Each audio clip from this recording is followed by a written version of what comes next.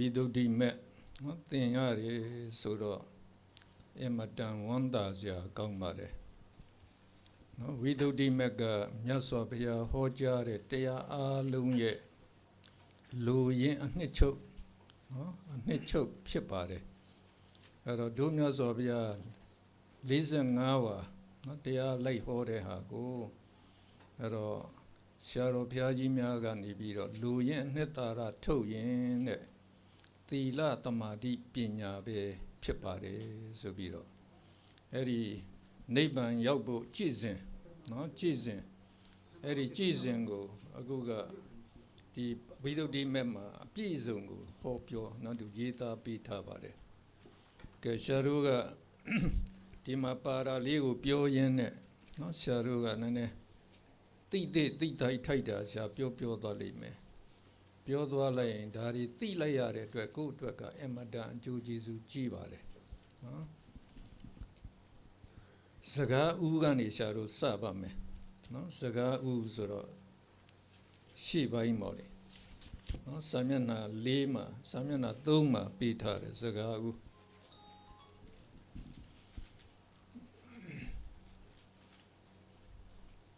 မြတ်စွာဘုရားဘယ်နှစုပွေပြီးသွားပြီလဲနော်ဒီကဘာမှာက4စုပွေပြီးသွားပြီရှေ့ကဘာတွေကမရေတွက်နိုင်အောင်ရှိခဲ့ပါတယ်ဒါကြောင့်ပွေသွားပြီးတဲ့ဘုရားပေါင်းကမရေတွက်နိုင်ဘူးလို့သူတို့ပြောပါတယ်ဂင်္ဂဝါလူတဲစုမကများတယ်တဲ့အဲ့ဒီဘုရားအားလုံးတို့ရဲ့လူရင်အဆုံးအမဆိုပြီးတော့เนาะဒီနာမှာအဲ့ဒီပရမပိုက်အောက်မှာပါဠိလေးလို့ရှာပေးထားပါတယ်တပ္ပပါပတ္တအကာရဏံကုတလတ္တဥပသမ္ပဒာသာစိတပရိယောဓပနံဧတံဗုဒ္ဓနာသာသနံအဲ့တော့အဓိပ္ပာယ်အောက်မှာပေးထားပါတယ်မကောင်းမှုဟူသမျှကိုမပြုလုပ်အပ်ဘူးတဲ့ကုသိုလ်ကောင်းမှုတွေကိုပြည့်စုံစေအပ်တယ်မိမိစိတ်ကိုဖြူစင်စေအပ်တယ်တဲ့အဲ့ဒီ၃ချက်ကဖရာအားလုံးတို့ရဲ့လူရင်းအဆုံးအမပါပဲတဲ့နော်ကဲအဲ့ဒီအဆုံးအမကိုဆရာရှင်းသွားမှာနော်ရှင်းသွားမှလည်းပိုသိသွားအောင်လို့အဲ့တော့မဟာစီရှာတော်ကဒါကိုမှတ်သားလို့ကောင်းအောင်ဆိုပြီးတော့လင်္ကာတည်ပေးထားပါတယ်အဲ့တော့အဲ့ဒီလင်္ကာလည်းပဲနော်ကိုအလွတ်လေးကျက်လိုက်ပြီးတော့ဆိုပြီးရင်သိကောင်းပါတယ်အကုသိုလ်တရားရှောင်ရှားပေလေကုသိုလ်တရားဖြစ်ပွားဆုံးစေမိမိစိတ်ထားဆွဆောဖြူစေဤသုံးပါဖယားမိတ်ခဲ့ပေကဲအလုံးတစ်ခေါက်ဆိုကြအောင်အကုသိုလ်တရားရှောင်ရှားပေလေကုသိုလ်တရားဖြစ်ပွားဆုံးစေမိမိစိတ်ထားဆောဖြူစေဤသုံးပါဖယားမိတ်ခဲ့ပေချမ်းမြေ့ဆရာတော်ဆိုတာမဟာစီဆရာတော်ရဲ့နော်တပည့်တူပါပဲသူကလည်းပဲနော်ပို့ပြီးတော့မှတ်သားလွယ်အောင်ဆိုတာတခါအောက်မှာစပ်ပေးထားပါတယ်မကောင်းမှုရှောင်ကောင်းမှုဆောင်ဖြူအောင်စိတ်ကိုထားခုလေချမ်းသာနောင်ချမ်းသာမြတ်စွာဟောမိတ်ကြကဲဆိုလိုက်ပါဦးမကောင်းမှုရှောင်ကောင်းမှုဆောင်ဖြူအောင်စိတ်ကိုထားခုလေချမ်းသာနောင်ချမ်းသာမြတ်စွာဟောမိတ်ကြကဲဖယားဆုံးမတိုင်းနေထိုင်တတ်အောင်အဲ့ဒီအဓိပ္ပာယ်ကိုသိဖို့လိုပါတယ်နော်ဆရာတို့ကပါဠိလိုအကုသိုလ်တရားလို့ခေါ်တဲ့ဟာမြန်မာလိုကတော့မကောင်းမှုပဲကုသိုလ်တရားကတော့ကောင်းမှုလို့နော်ဒါကိုကသိထားပါလေ အဲ့တော့အဲ့ဒီမကောင်းမှုဆိုတာဘာလဲအဲ့ဒါသိဖို့လိုပါတယ်နော်အဲ့ဒီမကောင်းမှုဆိုတဲ့ဟာကနော်အင်္ဂလိပ်လိုပြောရင်ဒါ good and evil လို့ခေါ်တယ်နော် good and evil ဒါကိုတဲ့သိဖို့ဆိုတာတဲ့ဘဝမှာအရေးကြီးဆုံးပဲတဲ့အဲ့ဒါနော်ဒီGreat တွေးခေါ်ရှင်ကြီး Socrates ကသူကပြောတာနော်ဒီဘဝမှာဘယ်ဟာကလုတ်သိတယ်ဘယ်ဟာမလုတ်သိဘူးဒါကောင်းတယ်မကောင်းဘူးပေါ့နော်ဒါကိုသိဖို့ဆိုတာအမှန်ရေးကြည့်ပါတယ်တဲ့ဒါကိုတည်ချာသိရင်တဲ့ဘယ်သူမှမကောင်းနော်ကောင်းတာကိုကြောခိုင်းပြီးတော့မကောင်းတဲ့နောက်ကိုလိုက်ပြီးတော့လိုက်ပါလုတ်ကင်နေမှာမဟုတ်ဘူးတဲ့သူပြောမမှန်ဘူးလားနော်အဲ့တော့အဲ့ဒီမကောင်းတာနဲ့ကောင်းတယ်ဆိုတဲ့ဟာကပြောလိုက်တော့လွယ်ကလေးနော်အဲ့တော့မဆရာမေးခြင်းသိကြရလားဆိုရင်တော့သိတယ်လို့တော့ထင်တယ်နော်တကယ်တော့တိကြတော့ကိုမသိကြဘူးအဲ့တော့ဖရာရဲ့တရားမသိတဲ့လူတွေကတော့နော်အဲ့တော့ကိုယ့်အကျိုးကိုပဲကြည့်တယ်ကိုယ့်အတွက်အကျိုးရှိရင်ကောင်းတယ်နော်ကိုယ့်အတွက်အကျိုးရုပ်သွားတယ်ထိခိုက်သွားတယ်ဆိုရင်မကောင်းဘူးလို့တလို့တွက်ကြတာနော်တို့မြတ်စွာဘုရားကြားတဲ့ခါကျတော့ဖရာကအကုန်သိတယ်နော်အကုန်သိတယ်ဆိုတဲ့ဟာကလည်းပဲအတိတ်ဘဝတွေကိုလည်းဖရာမြင်တယ်အနာဂတ်ဘဝတွေကိုလည်းဖရာမြင်တယ်နော်ကံရဲ့အကျိုးရှိတယ်ဆိုတာလည်းဖရာသိတယ်အဲ့တော့ကံရဲ့အကျိုးဆိုတာစိတ်ရဲ့စွမ်းရည်တရားပါပဲနော်ကုသိုလ်စိတ်တွေဆိုတာရှားတော့ကုသိုလ်လုပ်နေကြတယ်ဒါတရားနာတွေဆိုတဲ့ဟာကဒါအမှန်မြတ်တဲ့ကုသိုလ်ပြောတယ်နော်အဲ့တော့ဘလောက်မြတ်တယ်လဲလို့မေးရင်ဖယားကနေ့တိုင်းတန်ဃာတွေကိုနော်ဖယားကတတိပေးတယ်အပမဒေနဘိခဝေတမ္ပါဒေထာကြားဘူးမှာပေါ့ဒီစကားနော်အဲ့တော့ချစ်သားတို့မမေ့မလျော့ကြနဲ့ဒီကုသိုလ်ကောင်းမှုတွေပြည့်စုံအောင်ဖြစ်ကြကြပါအဲ့တော့နေ့တိုင်းဒါနော်တတိပေးတယ်ဘာဖြစ်လို့လဲဆိုရင်ဒါအရေးကြီးဆုံးဖြစ်လို့ပဲဘဝမှာလှုပ်သေးတယ်လို့အရေးကြီးဆုံးကတော့ကုသိုလ်လုပ်ဖို့အရေးကြီးဆုံးပဲနော်စာဝတ်နေရေးရှားတို့လှုပ်ရတာလှုပ်သေးတာတော့လှုပ်ရမှာပဲတော့ဒါတခုတည်းပဲသွားလှုပ်နေလို့မရဘူးနော်စာဝတ်နေရေးကလှုပ်ရင်းနဲ့ဟာပိဿံလူချင်းနဲ့ပိဿံများရအောင်လှုပ်မယ်ပိဿံများရပြီးဘာလှုပ်မလဲဆိုရင်ကာမဂုဏ်ခံစားကြတာပဲနော်ကုသိုလ်ကောင်းမှုတာမလှုပ်ရင်တဲ့သေရင်အပေယူပဲသွားကြတာလူတွေကအများစုကတော့နော်ဆရာတို့ကဗုဒ္ဓဘာသာဖြစ်ခွင့်ရလို့ဒါအမှန်ကံကောင်းတယ်လို့ဆိုရမှာကျန်တဲ့ဘာသာကြားတွေကြတော့သူတို့ကဒါကာမဂုဏ်နောက်ပဲလိုက်ကြတာပဲနော်ကာမဂုဏ်ချမ်းသာခံစားရတာပဲသူတို့ကဟာဒါဘဝမှာဒါနော်အမှန်ကောင်းတယ်လို့သူတို့ထင်တယ်ဘဝဖြစ်ကြိုးနှံ့တယ်ပေါ့လေသူတို့ရတယ်ဆိုတော့အဲ့တော့မဟုတ်ဘူးနော်အဲ့တော့ဖယားကတော့ဒီကုသိုလ်ကောင်းမှုတွေလုပ်ဖို့ကအဓိကထားရမယ်ဆိုတာရှားတို့သိနေတဲ့ခါကျတော့ကိုကဒီဝန်စာအတွက်ကိုလုံနေရင်းနဲ့ကုသိုလ်တရားတွေကိုလှုပ်တတ်သွားတာပဲသွားရင်လာရင်လည်းကုသိုလ်ကလှုပ်လို့တတ်တယ်လှုပ်လို့ရတယ်နော်တမင်လုံနေဖို့မလိုဘူးသူအချိန်ပေးဖို့လည်းမလိုဘူးနော်ကိုကသိပြီးတော့ကိုကလှုပ်တတ်ဖို့ပဲရည်ကြည်တယ်လှုပ်တတ်ရင်ကုသိုလ်ကကျုံယူလို့ရနေတယ်ရှားတို့ဗုဒ္ဓဘာသာမှာအဲ့တော့ဒုမြတ်စွာဘုရားကံရဲ့အကျိုးဆိုတဲ့ဟာနော်ရှားတို့တရားနာတယ်ဆိုတာကကုသိုလ်စိတ်နဲ့တရားနာကြတယ်အဲ့တော့ရှားတို့ကကုသိုလ်စိတ်နဲ့နေတတ်ဖို့ကသိအရေးကြီးပါတယ်နော်ဘာဖြစ်လဲလို့မေးရင်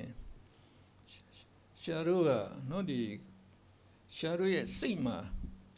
လောဘဆိုတာလူချင်းတတ်မဲ့တဲ့သဘောနော်အခုရှားတို့ကငွေလူချင်းတယ်ငွေတွေများရအောင်လူချင်းတယ်နော်ငွေတွေရလာရင်လည်းဒါအိမ်ခန်းတွေရအောင်ဒါကြိုးစားမယ်မော်တော်ကားရအောင်ကြိုးစားမယ်ချစ်သူကိုဒါလက်ထပ်မယ်ပေါ့ဗျာနော်ပြီးရင်တော့လည်းတခါတဲ့တယ်လီဗေးရှင်းတွေနဲ့သားသမီးတွေနဲ့အဲ့ဒါပျော်နေမှာပေါ့ဗျာနော်အဲ့ဒါကလောဘပဲဒါလူချင်းတတ်မဲ့နေတာလောဘပဲအဲ့တော့အဲ့ဒီလောဘကိုယ်စိတ်မှာဖြစ်နေရင်အဲ့ဒါလောဘစိတ်နဲ့ပဲကိုနေနေတဲ့သဘောပဲနော်လောဘစိတ်ဆိုအကုသိုလ်စိတ်ဆိုတာအဲ့ဒါကုသိုလ်ရဲ့စကြင်ဘက်ပဲပြီးတော့ကိုကအလိုမကျဘူးဆိုတဲ့ဒေါသဖြစ်တယ်နော်အဲ့ဒီဒေါသကလည်းရှာရုစီမှာအမှန်တန်ဖြစ်များတာနော်ကိုကနေပြီးတော့မှချစ်ခင်တွေ့တာသွား သွားတဲ့ခါကျတော့အဲ့ဒါစိုးရိမ်ပူပန်မှုကိုနောက်လိုက်လာတာပဲနော်ကိုယ့်ရဲ့သားသမီးတွေစိုးရိမ်တယ်ကိုယ့်ရဲ့နော်ဒီမိဘတွေစိုးရိမ်တယ်မိဘလည်းသားသမီးစိုးရိမ်တယ်စသည်ဖြင့်ကိုယ်အလုပ်အတွက်နော်ကိုယ်အလုပ်ကင်ပြုတ်သွားမှလည်းစိုးရိမ်ရတယ်စသည်ဖြင့်ဟာနေတိုင်းယုံတက်တာလည်းပဲတော့ကြနေနောက်ကြမလားဆိုတော့စိုးရိမ်ရတယ်ဆိုတဲ့ဟာအဲ့လိုစိုးရိမ်နေတဲ့အခါကျရင်ဒါဒေါသစိတ်ပဲစိတ်မချမ်းသာဘူးစိတ်ပူမိတယ်ဆိုရင်ဒါဒေါသစိတ်ဖြစ်နေတာပဲဒါဆိုရင်လည်းအကုသိုလ်စိတ်ပဲနော်အကုသိုလ်စိတ်နဲ့နေတယ်လို့ကိုသိပြီးတော့မောဟဆိုတာကသူအဆိုးဆုံးပဲမောဟအမှန်ကိုမသိအောင်နော်သူဖုံးကွယ်ထားတဲ့သဘောအဝိဇ္ဇာလို့သူ့နာမည်ပေးတယ်ဘာဖြစ်လဲဆိုရင်သူအမှောင်ချထားတဲ့သဘောမျိုးနော်ဆရာတို့သိနေတဲ့ဟာကဆရာတို့အပေါ်ယံသိတဲ့သဘောမျိုးနော်တကယ်ဖယားဟောတဲ့အတိုင်းဆရာတို့ကတကယ်ပရမတ်ကြကြသိတာမဟုတ်ဘူးအခုလိုဒီကာမဂုဏ်ချမ်းသာတယ်ဆိုတာဒါအပေါ်ယံအနေနဲ့ဒါချမ်းသာတယ်လို့ထင်တယ်တို့မြတ်စွာဘုရားကတော့ဒါချမ်းသာမဟုတ်ဘူးဒါဆင်းရဲပဲလို့ဘုရားသတ်မှတ်တာနော်အဲ့တော့ဆင်းရဲက၃မျိုးရှိတယ်နော်မှာကိုယ်စိတ်ကိုနာကျင်တယ်ထိခိုက်စေတယ်ဆိုတဲ့ဟာထင်ရှားတဲ့ဆင်းရဲကိုယ်ဆင်းရဲစိတ်ဆင်းရဲတွေကတော့ဒုက္ခလို့ခေါ်တယ်နော်ပြီးတဲ့အခါကျတော့ဦးဆရာတို့ကချမ်းသာတယ်လို့ဆရာတို့ထင်နေတဲ့ဟာဟိုမှာနော်ကောင်းကောင်းစားရတယ်ဒါရုပ်ရှင်ကြည့်ရတယ်နော်ဟိုမှာမိသားစုပျော်ပျော်နေရတယ်ဒါဆရာတို့အနေနဲ့ဒါချမ်းသာတယ်လို့ဆရာတို့ထင်တယ်ဖယားကအဲ့ဒါလေးပဲဝိပရိနာမဒုက္ခလို့ခေါ်ပါတယ်နော်အခြေအနေကအဲ့တော့ချက်ချင်းပြောင်းတာဆရာတို့ကမမြင်လို့တာနော်မှာရုပ်ရှင်ကြည့်နေတယ်ตาယာနေတယ်ဆိုတော့အဲ့ဒီตาယာတဲ့ချမ်းသာတဲ့ခံစားမှုကတစ်ချက်ပဲဖြစ်ပြက်နဲ့သွားနေတာအဲ့တော့ဖြစ်တဲ့ခိုက်ကတော့ချမ်းသာတယ်လို့ထင်တယ်ပြက်သွားတာနဲ့ကိုမရတော့ဘူးကိုလိုချင်တဲ့ဟာတတ်မဲ့တာမရတော့ဘူးဘာဖြစ်သွားလဲအဲ့တော့စိတ်ဆင်းရဲတာပဲနော်မိသားစုအားလုံးကတဲ့ပျော်ရွှင်နေကြတယ်အားလုံးအလုပ်ကောင်းနေကြတယ်ပျော်တယ်ဟောနော်တယောက်ကနေဆိုပါတော့နော်ဟိုမှာဆရာတို့နော်ဒီကအမျိုးသမီးတယောက်ဖောက်ပြောရမှာတရားထုတ်ရင်းနဲ့တားကမော်တော်ဆိုင်ကယ်နော်တခါတည်းသူ accident ဖြစ်တာလက်တွေmountain ဆက်ပေအဲ့တော့တခါတည်းလက်နှစ်ဖက်လုံးနော်နှစ်ချက်သုံးချက်ကျိုးတာအဲ့တော့ပြေးလာရတာဟိုကနေစိတ်ပူတာတခါတည်းရလေးများနဲ့ပြေးလာရတာနော်အဲ့တော့ဒီအဲ့ဒီမိသားစုချမ်းသာတယ်ဆိုတာလေဒါယာယီမျှပဲအချင်းကြီးပြောင်းလဲသွားတာနေဆိုရင်လည်းကိုစိုးရင်ရတယ်ပူပန်ရတယ်ဆိုရင်ဒါဆင်းရဲဒုက္ခပြန်မှာပဲ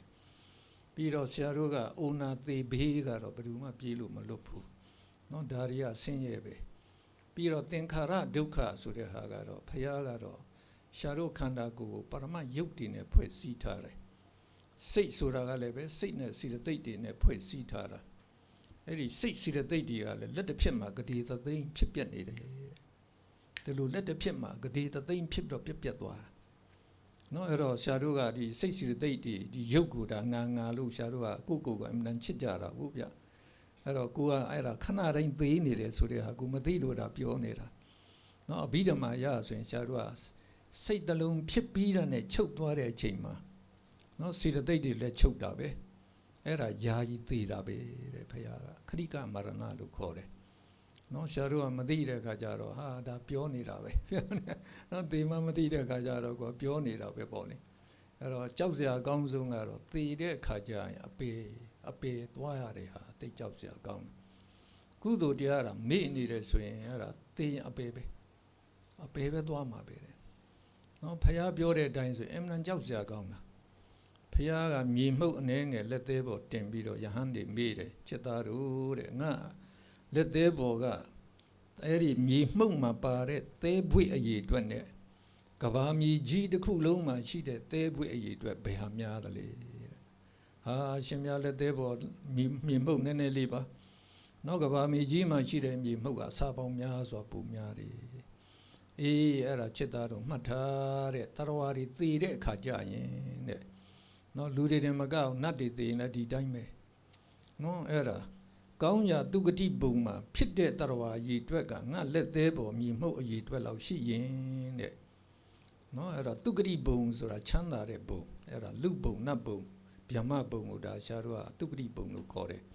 အပေလေးပုံကြတော့ဒုက္ခတိပုံလို့ခေါ်တယ်ဒုက္ခတိကဆင်းရဲတာပေါ့အဲ့ဒီဆင်းရဲတဲ့အပေပုံမှာဖြစ်တဲ့တရားရည်ထွက်ကတဲ့ကဘာမြေကြီးမှာရှိတဲ့မြေမုတ်ထက်မကများတယ်တဲ့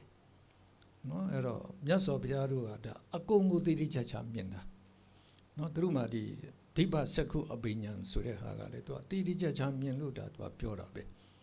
အဲ့တော့ဘယ်ထိပြောလိုက်လဲဆိုရင်စတ္တရောအပါယတကဂေဟာတဒိတာအပေလေးပုံဒီတရားအများစုရဲ့သာဝရစံအိမ်ပဲတဲ့အခုလူဖြစ်တာခဏလာကြတာနော်ပျော်ပွဲစားထွက်တယ်လို့ပဲခဏလာကြတာဒီမှာပျော်ပွဲစားပြီးတဲ့အခါကျရင်အဲ့တော့မိုးချုပ်ပြီးဆိုရင်တော့ကံကုန်တာဆိုတာမိုးချုပ်တယ်နဲ့တူတူပဲမိုးချုပ်တဲ့အခါကျကိုယ်အိမ်အသီးသီးပြန်ကြတယ်လို့ပဲတဲ့အဲ့ဒါသေတဲ့အခါကျတော့အပေပုံပဲပြန်ကြတာအပေပုံရောက်တော့ပြီးလူပုံပြန်ရဘူးဆိုတာအင်မတန်ခက်တယ်ဘယ်လောက်ခက်လဲဟိုးပြန်မပုံကအချီပစ်ချတဲ့လူပြည်မှာဟောအနဖားလေးခံထားလိုက်တဲ့အဲ့ဒီအချီရဒီအနဖားဝင်ဖို့ကလွယ်ပါမလားဆိုတာဘယ်လွယ်ပါမလဲတလောက်မြေဟိုကြီးကနေဘူးနော်ကြာဘယ်တော့မှမဝင်ဘူးလို့ထင်ရတာပေါ့ဗျာအဲ့တော့အဲ့ဒါတောင်လွယ်အောင်မယ်တဲ့အပေဘုံရောက်သွားပြီးတော့လူပြန်ဖြစ်တာပိုခက်တယ်တဲ့နော်ဒါကြောင့်ဆရာတို့ကအပေမကြဖို့ကတိတ်အကြီးကြီးပါတယ်နော်အဲ့တော့ဆရာတို့ကကုသိုလ်များများကိုစုထားလိုက်တယ်ဆိုရင်တော့ဒါကြောက်စရာမရှိဘူးနော်အဲ့တော့ဒီကုသိုလ်ကံနဲ့အကုသိုလ်ကံကအဲ့ဒီဆရာတို့ကမကောင်းတာတွေလုပ်ရင်အကုသိုလ်စိတ်ကဂရီသိမ့်ကြည့်တယ်အကုသိုလ်စိတ်ကဒီ12ခုပဲနော်ဒီ12ခုပဲဆိုလို့မဲ့အဲ့တော့တရားတွေအများစုမှာဒီစိတ်နဲ့ပဲနေကြတာဒါနဲ့ပဲပြောနေကြတာနော်ကာမဂုဏ်ချမ်းသာနဲ့ပြောတယ်ဆိုတာလောဘနဲ့ပြောနေကြတာပါပဲအဲ့တော့အခုနော်လူကျင်တာမရဘူးဆိုရင်အဲ့ဒါစိတ်နော်စိတ်မချမ်းသာဘူးဆိုရင်ဒေါသမှုစိတ်ဖြစ်သွားတာပဲမောဟမှုကတော့ယုံမှားတဏှာဖြစ်ပြီးတော့ဥမာဥဒိစ္စဆိုတာပြလွေနေစိတ်ပြလွေနေဘာမှမသိဘူးတခါဟိုစိတ်ကူဒီစိတ်ကူနဲ့ပြလွေနေတဲ့ဟာမျိုးဝိဇိကိစ္စကဘုရားတရားတန်ခါနော်ကိုကယုံမှားတဏှာဖြစ်တာကိုကတည်တည်ချာချာမသိတဲ့ခါကျတော့သွားယုံမှားတဏှာဖြစ်တာနော်အဲ့တော့ဘုရားကတကယ်ကိုတပ်ပညုတဉာဏ်ဆိုတာတိထိုက်တာအကုန်သိတယ်ဆိုတာတကယ်မှန်တာနော်ဆရာတို့ကအခုကလိလာရင်ကိုကဟောပြောရင်းနဲ့ပို့သိလာတဲ့ခါကျတော့ဟာတို့ဘုရားဟောတဲ့တရားတွေအားလုံးကတဘာဝမှန်တရားတွေကြီးပဲဘယ်သူမှမသိတဲ့တဘာဝမှန်တရားတွေနော်ဒီစိတ်အကြောင်းဆိုတာစိတ်ကကဘာတစ်ခုလုံးကိုချုပ်ကင်ထားတာဆရာတို့ဘဝကိုစိတ်ကချုပ်ကင်ထားတာဒီစိတ်အကြောင်းကိုဘယ်ပညာရှင်မှမသိဘူးနော်မသိဘူးစိတ်ပညာရှင်တွေလည်းမသိဘူးနော်တို့ကစိတ်အကြောင်းလေ့လာတယ်ဆိုတာစိတ်ကိုမြင်ပြီးတော့ဒါစိတ်ရဲ့တဘာဝကိုသိတာမဟုတ်ဘူးနော်ဒါလူတွေရဲ့တဘာဝလေ့လာပြီးတော့ဟာစိတ်ကတော့ကိုကနော်ကအလိုမကြဘူးဆိုရင်စိတ်ဆိုးတယ်အလိုကြတယ်ဆိုရင်ကြာတာပျော်ရွှင်တယ်ဆိုတဲ့ဟာဒီလိုသဘောမျိုးနဲ့လေ့လာထားယုံလောက်ပဲဖျားကြတော့မဟုတ်ဘူးအကုန်သိတာနော်တကယ်ကိုသိတာဗျာအဲ့တော့တကယ်သိပ္ပံနိကြတက်တည်ပြနိုင်တယ်နော်တက်တည်ပြနိုင်တယ်တို့မြတ်စွာဘုရားကဟိုးလွန်ခဲ့တဲ့နှစ်ပေါင်း2600သူကနော်သူစဟောတဲ့အချိန်အခု2600ရှိသွားပြီတို့မြတ်စွာဘုရားပြိဋိဘံဆံသွားတာနော်အဲ့တော့စာတွေ့လက်တွေ့ဟောသွားတာဒီစာတွေ့ဟောသွားတဲ့အားလုံးကိုအဲ့ဒါလက်တွေ့မြင်အောင်ကိုအဲ့ဒါပြတာလက်တွေ့ပိုင်းကအခုဒီဝိသုဒ္ဓိမဲ့ပဲနော်စာတွေ့ပိုင်းကတော့အဘိဓမ္မာအဲ့တော့အဘိဓမ္မာပိဋကတစ်ခုလုံးသိဖို့မလိုဘူးဆရာမြင်တာကနော်ဆရာတို့ကိုသင်ပေးနေတဲ့အဲ့ဒီနော်ဒီအခြေခံအဘိဓမ္မာခေါ်မှာပေါ့လေအဲ့တော့ဆရာတော့နော်ဗုဒ္ဓအဘိဓမ္မာအနှစ်ဒီဆရာတော့ the essence of Buddha အဘိဓမ္မာနော်အဘိဓမ္မာရဲ့ဟိုဒီဆရာပါပေးထားတယ်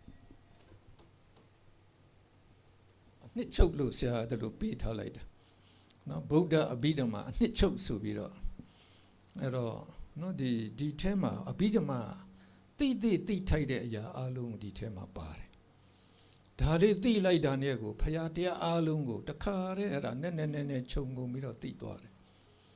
နော်အဲ့တော့ဟိုကျော်စောပြောတော့လေအဘိဓမ္မာတော်တော်လေးလေ့လာထားကြပြီတဲ့ဒါကြောင့်ဆရာဝိသုဒ္ဓိမဲ့ပဲသင်ပါဆိုတော့အခုဆရာလည်းဝိသုဒ္ဓိမဲ့သင်တာပါနော်အဲ့တော့အဘိဓမ္မာမသင်ရသေးတဲ့လူတွေရှိလားနော် အဲ့တော့ဆရာခွေတွေတော့ရှိတယ်အဲ့ဒီခွေနားထောင်ကြည့်ရင်ကောင်းတာနော်ဒီစာအုပ်လေးနဲ့ကိုကနားထောင်ကြည့်သွားရင်တော့လေကိုလိုချင်တော့ရတာပဲနော်လိုချင်တော့ကိုဒါနားထောင်ပြလိုက်ရင်တော့ဒါနာရသွားမှာပါအဲ့တော့ဆရာတို့မိတ်ဆွေတွေ့ရင်လည်းအဲ့ဒါဒီခွေလေးထပ်ကူးခိုင်းပါမယ်နော်ကဲအဲ့ဒီတော့ဆရာတို့ကအမှဒီအခုနော်ဒီတရားနာတွေဆိုတာကမြတ်စွာဘုရားမင်္ဂလာ138ပါးဟောတယ်မင်္ဂလာတရားဆိုတာကြီးပွားချမ်းသာကြောင်းတရားပဲအဲ့တော့နော်ဒါဘုရားအမြင်နဲ့ကြီးပွားချမ်းသာကြောင်းတရားတွေထဲမှာဒါ38မျိုးနော်ဒီ38မျိုးထဲမှာဥပမာဆရာတို့ကနော်ဒီဒါနင်းစအလှပေးတာပါတယ်နော်သီလစောင့်ထိန်းတာပါတယ်ပြီးတော့တရားနာတာပါတယ်တရားနာတာနဲ့ပတ်သက်ပြီးတော့နှစ်ခုပါတာနော်ကာလီနဓမ္မတဝနာတိတိလျောက်ပတ်တဲ့အခါမှာတဲ့သူတော်ကောင်းတရားနာကြားရခြင်းသူတော်ကောင်းတရားဆိုတာဘုရားတရားကိုပြောတာပဲကာလီနဓမ္မတကိစ္ဆာတိတိလျောက်ပတ်တဲ့အခါမှာတရားသဘောဆွေးနွေးရခြင်းဆိုတာအဲ့ဒါကြီးပွားချမ်းသာကြောင်းမင်္ဂလာတရားပဲအဲ့တော့အဲ့ဒီကြံတဲ့မင်္ဂလာတရားတဲ့သူကပိုအားကြီးတယ်နော်မှာဒါနကုသိုလ်ထက်သီလကုသိုလ်ကပိုအားကြီးတယ်သီလကုသိုလ်ထက်ကိုဘာဝနာကုသိုလ်ကပိုအားကြီးတယ်နော်ဒါကြောင့်ကိုကတရားစူးစိုက်ပြီးတော့နားထောင်နေရင်ကုသိုလ်စိတ်ပဲအဲ့တော့စိတ်ကသိဉာဏ်ဘုရားလက်တစ်ဖြစ်မှာဂတိသိမ့်ဆိုတော့တရားနာနေတယ်ဆိုရင်စက္ကတိုင်းကကုသိုလ်စိတ်ဂတိသိမ့်ချီဖြစ်ပြီးတော့ချုပ်သွားရင်တို့ကကုသိုလ်ကံတတိခြံရစ်တယ်ရှားတို့စိတ်အစင်မှာပဲခြံရစ်တယ်အဲ့တော့ရှားတို့ရဲ့စိတ်ကလည်းဆရာဘယ်လိုသိလာရတယ်တကယ်ကွန်ပျူတာအကြီးဆုံးပဲနော်သူကတခါတည်းဒီရှားတို့ဒီကံတတိတွေစိတ်တလုံးပြီးတလုံးချုပ်သွားတယ်ဒီစိတ်မချုပ်ခင်သူ့မှာပါတဲ့ကံတတိနောက်စိတ်ကိုကူးပေးလိုက်တာပဲဒီစိတ်ချုပ်သွားရင်သူ့ကံတတိနောက်စိတ်ကူးသွားတာပဲရှားတို့မှတ်သားထားတဲ့မှတ်သားမှုတွေလည်းဒီတိုင်းပဲကူးသွားတာပဲနော်ရှားတို့နေခဲ့တဲ့ဘဝပေါင်းဂတိကရာရှိနေတယ်ဒါတော့ဒီကံတတိတွေအားလုံးကရှားတို့စိတ်အစဉ်မှာပဲရှိနေတာအဲ့တော့ကုသိုလ်နော်ဒီရှားတို့တရားတစ်ပွဲနာလိုက်တယ်ဆိုတော့ရှားတို့ဘယ်နှစ်နာရီထိဟောရမှာလဲ9နာရီထိလား9နာရီခွဲထိလား9နာရီပဲနော်9နာရီပဲတဲ့ဟုတ်ပြီ7မိနစ်တော့မရဘူးလား7မိနစ်နောက်ကျနေတော့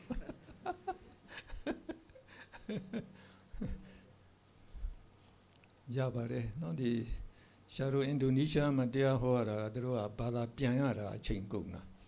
အဲ့တော့ကိုယ့်ဘာသာကြားတဲ့ခါကျတော့ကိုယ်တခါတည်းဒါဆက်ပြောရတယ်ဆိုတော့ကောင်းပါတယ်နော်ရှားတို့ကတော့စေနာကများတယ်များသိစေခြင်းတော့အဲ့တော့မောဟမှမသိဘူးဟောရတာနော်အဲ့တော့နားထောင်မဲ့လူတွေရှိစဟောပါအဲ့တော့တရားတော်ဝဲနာတကုသို့ဘလောက်များရတယ်ဆို